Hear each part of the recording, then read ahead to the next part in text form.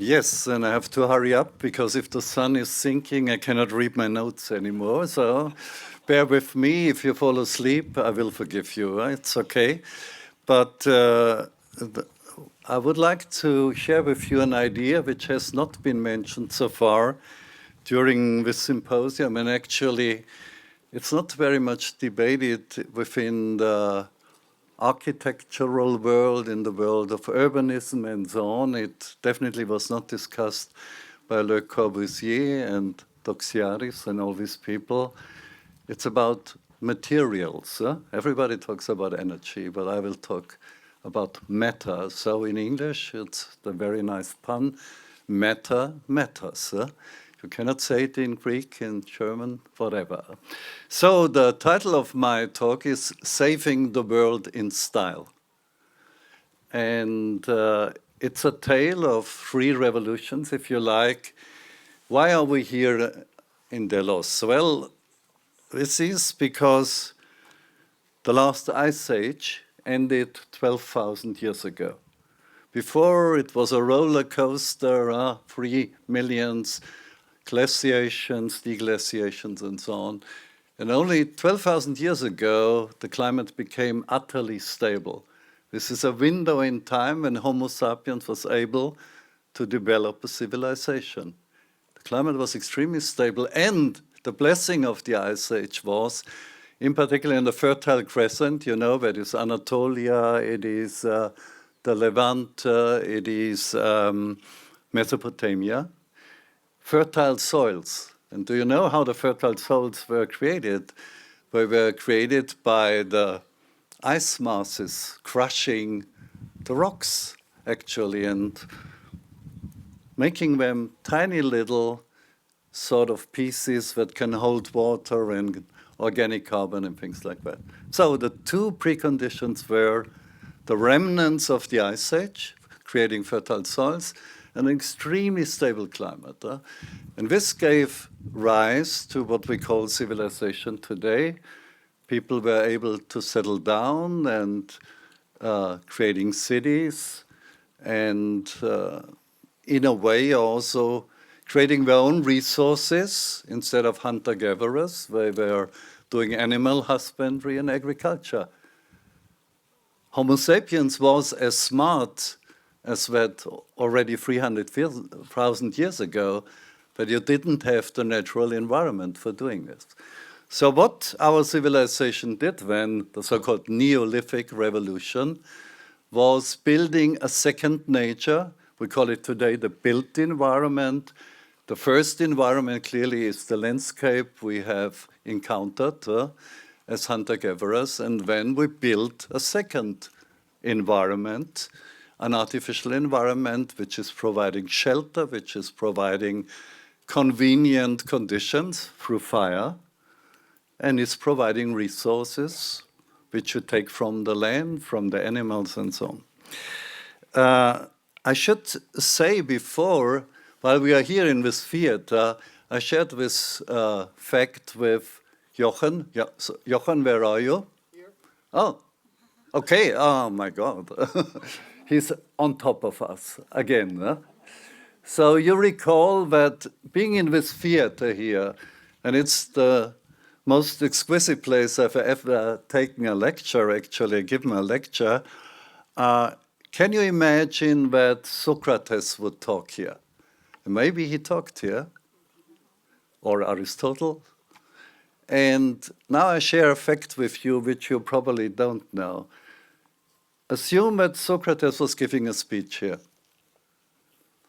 And actually several thousand molecules that he exhalated then, so 2,500 years ago, are passing through your lungs each, today, now.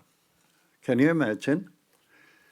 That means, in a metabolic sense, we are completely related to Socrates and Plato and Aristotle. We share the same atmosphere, and the molecules that pass through their lungs are now passing through your lungs. So humanity is clearly one unit. So I wanted to remind you of that. So what happened later? The The second revolution is, of course, the Industrial Revolution that started around 1800 in a tiny shire in England, in Lancashire, and it was based on using fossil fuels. Now, do you know where the fossil fuels come from?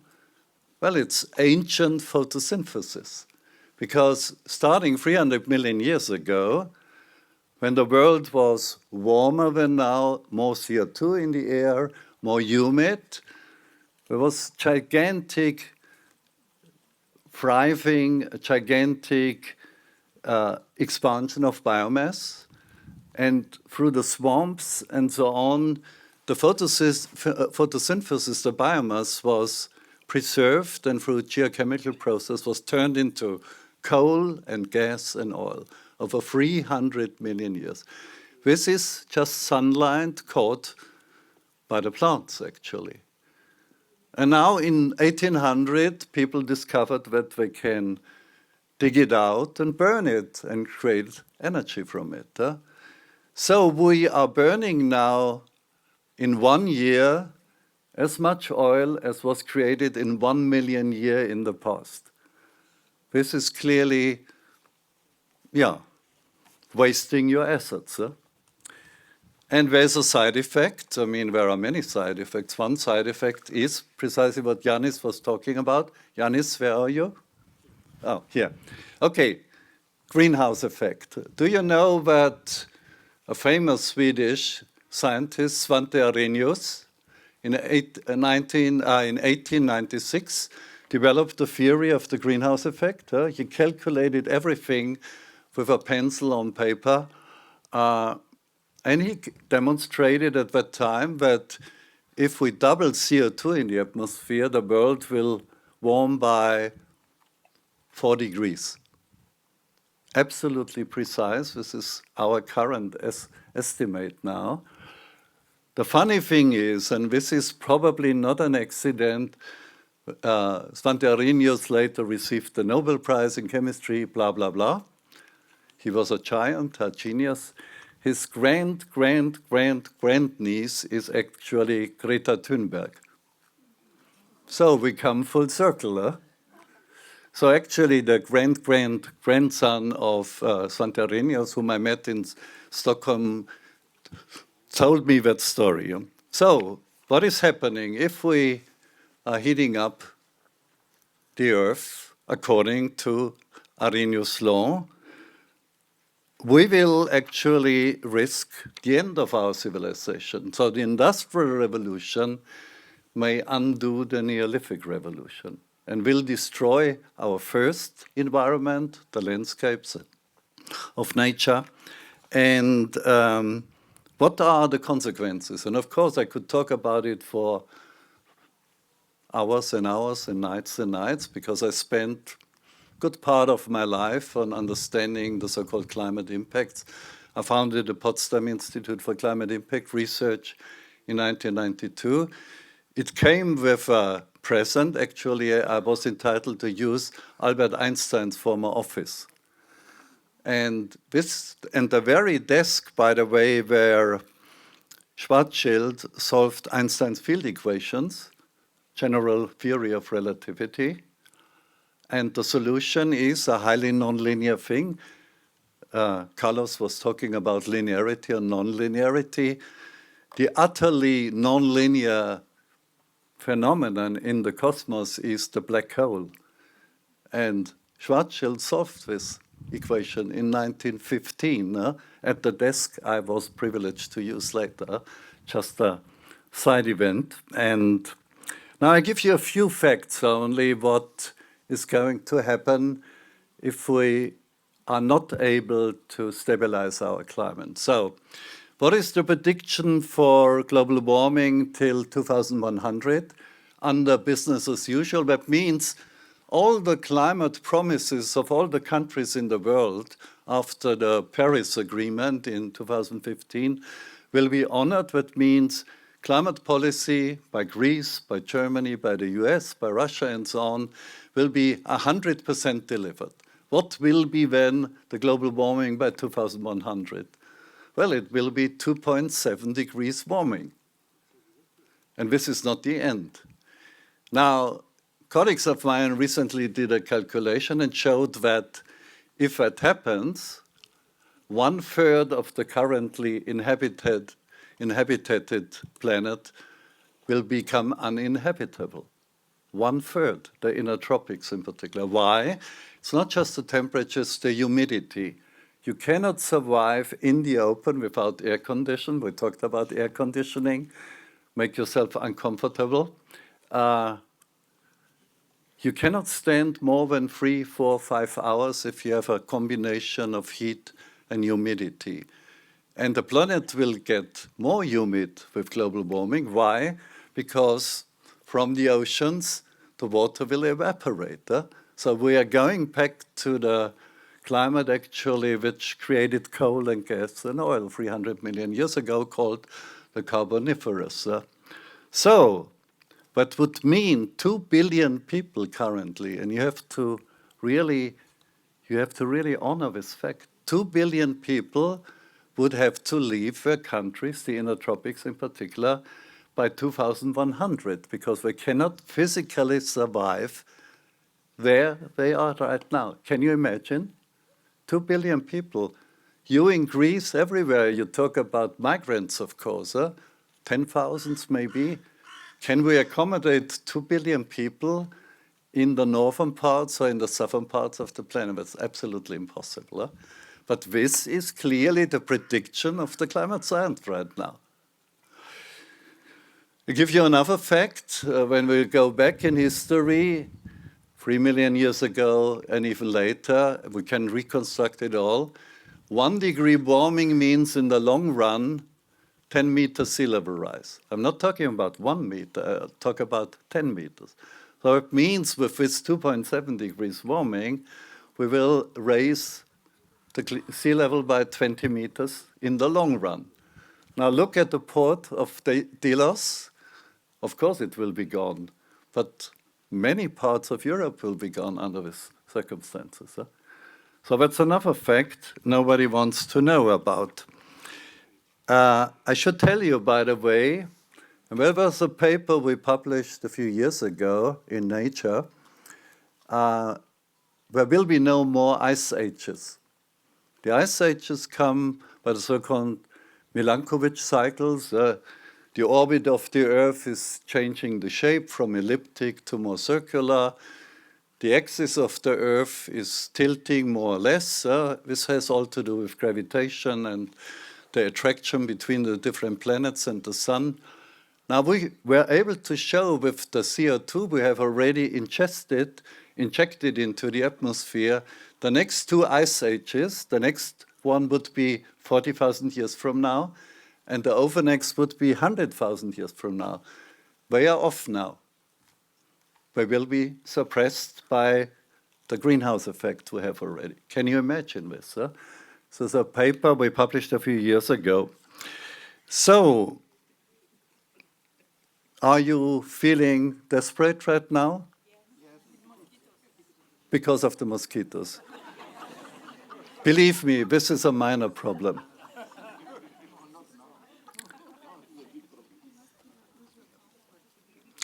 Okay, but there's hope. And this is the third of the revolutions. I call it the sustainability revolution.